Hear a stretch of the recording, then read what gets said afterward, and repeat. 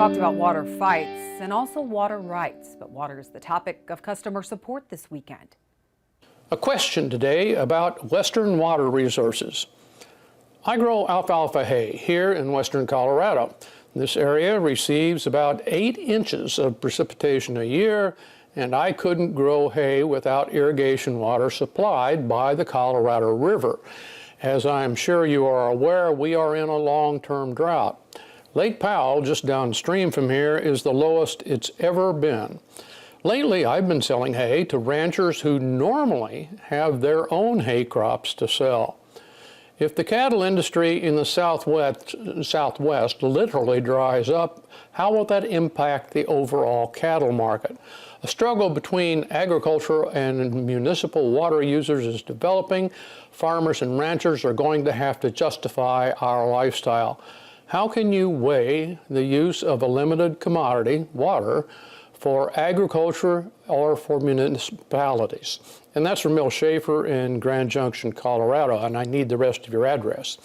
The problem with water allocation in the West is becoming an economic and cultural crisis as booming population growth confronts arcane water laws and entrenched ag interests.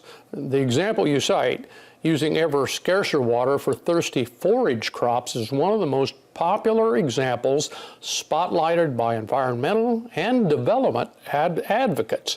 After all, it's not human food.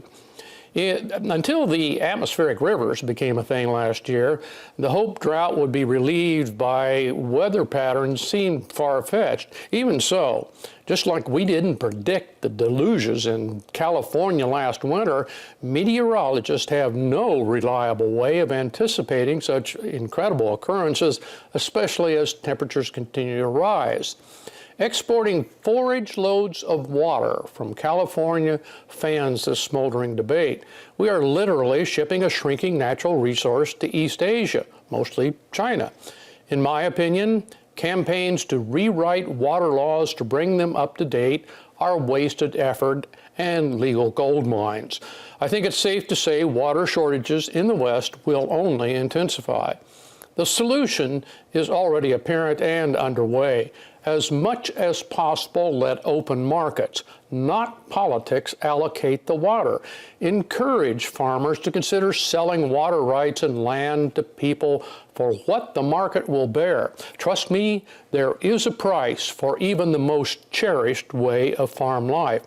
Selling out may horrify current operators, but children and grandchildren will have less emotional attachment. It's not oil that soothes troubled water. It's cash. Thanks, John. Well, up next, one Iowa man thought he was close to death after an anhydrous leak left him blinded and close to blacking out in a field. But the Christmas miracle that happened next and the woman who helped save his life. That's our Women of Ag next.